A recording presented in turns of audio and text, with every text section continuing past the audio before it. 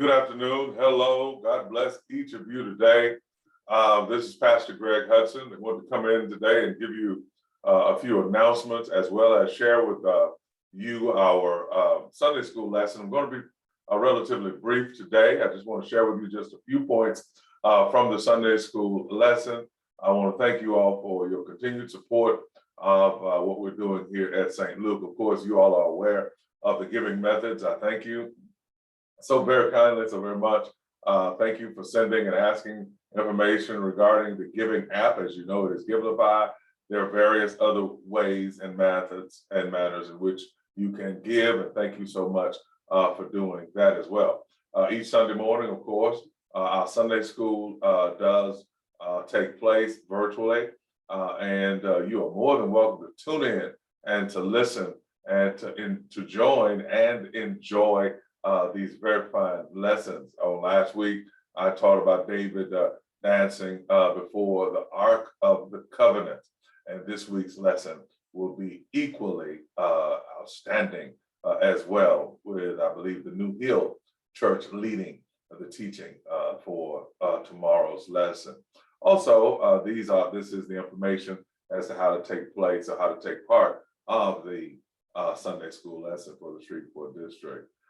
Tomorrow morning, we are still having in-person and virtual worship services. We're here each Sunday morning at 10:45. We're just asking that you wear your mask, asking that you come in on the east side of the building, come in and find you a seat in the sanctuary. Last week, we had several visitors, and St. Luke, I want to see some of us back in the sanctuary as well. So I appreciate everything that people are doing, but we want to find ourselves coming back toward the sanctuary. However, if not, we will be on our online platforms, the Facebook Live and the YouTube Live. We had some difficulties where we had to start in the middle of the service, start over tomorrow. Hopefully we will have those issues remedied for Facebook and for the YouTube Live. Instead of running one simultaneous camera, we'll just have to run two cameras so that we can make sure that we have our uninterrupted service. So because we know that we want to keep you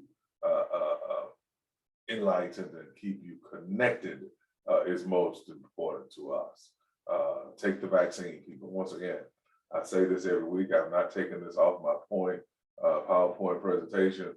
I'm not taking it off of the video because people are still getting ill, and we're still want to make sure that there are too many unvaccinated people out. Although the numbers have gone down, we will wear our masks in public, and we will definitely take the vaccine.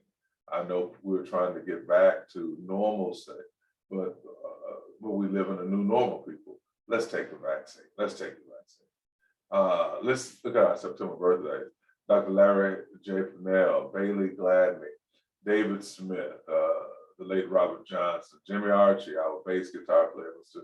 Emmett Black, Gloria McCrae, Doris Robinson, Ms. Robinson, God bless you, Latasha Harris, who was our auxiliary pianist there, and then Coach Larry Anderson. Coach is the month of September. Coach will probably do a little singing. So we definitely want to thank everybody and wish all of our September persons a happy birthday. And I want to shout out Wanda Francis from over at the New Hope Church. This is her birth month as well. She is the sister to Ida Stinson and Mr. Edwin Stinson. So we certainly want to say happy birthday to Wanda Francis over there. Today's lesson has so many outstanding things for us in it. It is the story of blind Bartimaeus, and it is him glorifying God as Jesus passing by. It's a story that we are all familiar with, and it's a story. It's an event that takes place in the life of Jesus and his ministry of performing miracles. Bartimaeus, as he makes it through Jericho. Let's talk about Jericho. Jericho lies in Judea. It's about 5 miles west of the Jordan River. north of the Dead Sea. It features prominently in Israelite history.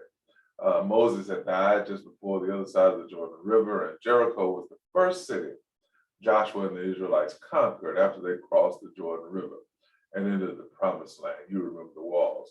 God had the Israelites to march around the city once for 6 days, then 7 times on the 7th day, and the walls came tumbling down. And the Israelites destroyed everybody except the family of the harlot, who was Rahab. Joshua then cursed whoever would refortify the city, saying, "At the cost of the firstborn shall he lay its foundation, and at the cost of his youngest son shall he set up its gates." And then there are archaeological findings confirm that for 500-year period, Jericho seemed to have been uninhabited. Mark and Matthew say that Bartimaeus met them as they left Jericho, but Luke says as they drew near to Jericho. One possible reconciliation is that at the time, there were 2 locations referred to with the name Jericho. The original mentioned in the Old Testament was by the time of Jesus, a small village about 2 miles south of the largest city. And then there's the later Jericho that was built by Herod the Great around 35 BC. So Matthew and Mark would be saying Jesus is leaving the old Jericho, while Luke is suggesting that he is approaching the new Jericho. However, Bartimaeus is one of only 2 non-recurring figures whom Mark names. The other is Jairus. Bartimaeus, the son of Timaeus, is a bit redundant. In Hebrew, bar means son of. And the scholar suggests that Mark is so specific with his identification because Bartimaeus is known to those in the early church. In fact, Matthew 20 and 30 says that Bartimaeus was a companion who was also healed, has a companion. Mark and Luke may only mention the beggar with the loudest voice, or the man they knew personally. Well, let's look at this text. Everybody's familiar with it. And there's just so many nuggets in here that I want to share with you today. And it says, and they came to Jericho. And as he went out of Jericho with his disciples, Bartimaeus, whom we told you who he is, we know his condition, sat by the highway, begging, the highway side begging. And when he had heard that Jesus of Nazareth, that it was Jesus of Nazareth, he began to cry out and say, "Jesus, thou son of David, have mercy on me." He began to cry out with a loud voice, "Jesus, son of David, have mercy on me."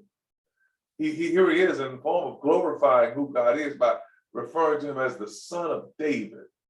"Have mercy on me." And then when they told him, watch this, they charged to hold his peace. They told him, "Hey, be quiet.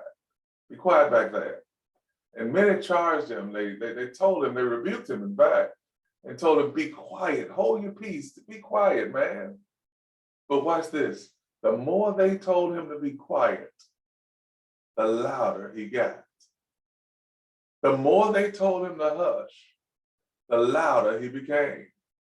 The more they told him to tone it down, Bartimaeus, the more he cried out to God. There's a lesson right there. The more people may tell you to stifle your praise, perhaps the more intense your praise ought to become. They charged him that he should hold his peace and be quiet, but he cried the more a great deal. Now, mind you, he was the one with the problem. He was the one whose sight needed to be. He needed to be restored or given. Look at how he is referred to. He is referred to as blind Bartimaeus. In other words, they knew his condition, but they didn't care enough to allow and listen to him praise and to listen to him go to God. Listen, people can become comfortable with your condition. People can become comfortable with your condition. You get broke, you lose your job, you become down, you become what the society says is not very good or acceptable, and people will become comfortable with you in that condition. They like Bartimaeus the way he was. Oh, that's just blind Bartimaeus. Yeah, that's who he is. He needs a handout. They're comfortable with his condition. But the truth of the matter is, Bartimaeus was not comfortable with his condition. I like that right there. And then Jesus stood still. He stopped and said and commanded him to be called. Who is this crying out to me? You remember as he was, when the woman with the issue of blood, who wasn't even supposed to be in the crowd, touched the hem of his garment, and he said, wait, stop. Somebody just touched me because virtue left me. He heard this cry. He heard the call and commanded him to be called. Say, hey, come here. Bring the man to me. And the people look at the blind man, saying, be of good comfort, rise. He calls for you. And then he cast away his garments, rose, and came to Jesus. I want you to look at verse 50. There's something in there. Jesus bids him come, and he throws away his garment. Jesus says, come, and he throws away this garment because his garment was attached to his blindness. His garment was attached to his past. His garment was attached to who he used to be, even though he had not been transformed into who he was going to be. Oh my God, aren't there some things that we need to cast away from our past that perhaps have reminded us of those things? And Jesus answered and said to him, what do you want? What do you want from me? I heard you back there making all the noise. I heard it. And the blind man said unto him, Lord, that I might receive my sight. And Jesus said unto him, go your way, thy faith has made you whole. And right then, he received his sight and started to follow Jesus in the way. He followed Jesus. You remember Legion. Legion wanted to follow Jesus. And he told him, no, you go back home. He told him, you go back home. Go back home to your family. But him, he allowed to come and follow Jesus. So here's Bartimaeus, now gone from being a blind man to becoming a visible and a visually able witness to what the power of God can do. Let me just tell you a few things. Bartimaeus knew who Jesus was. If he didn't know, he would have also asked, who is Jesus of Nazareth? But he didn't. He knew. He said, the son of David, yes, have mercy on me. Bartimaeus believed Jesus was the promised one. He acknowledged him as the son of David in accordance with prophecy. And Bartimaeus also knew, most importantly, that Jesus could heal him. He asked Jesus to have mercy on him. And most of all, Bartimaeus also had decided that it did not matter how others were reacting. It did not matter that the crowd, the maddening crowd, was telling him, be quiet. That the maddening crowd was telling him to hush, be still, act dignified, leave the man alone. The more they told him to hush, the louder he became. The more they told him, hey, calm, tone that down, the more the volume was raised in his voice. Yes, sometimes that's what we have to be. When obstacles in life pushes against, the harder we've got to cry, the louder we have to concern ourselves with the things of God. For the third week in a row, I'm going to be preaching from this Sunday school text. And I'm going to talk about that. When the men were telling blind Bartimaeus to be quiet, Bartimaeus, in my mind, was telling them, I'm not talking to you. I'm going to preach that tomorrow from this very text. You need to listen. You need to be a part of this lesson. You need to be a part of this worship service. You need to be a part of this sermon event. on tomorrow. God bless you and God keep you. And I hope that this lesson be a blessing unto you. God bless you.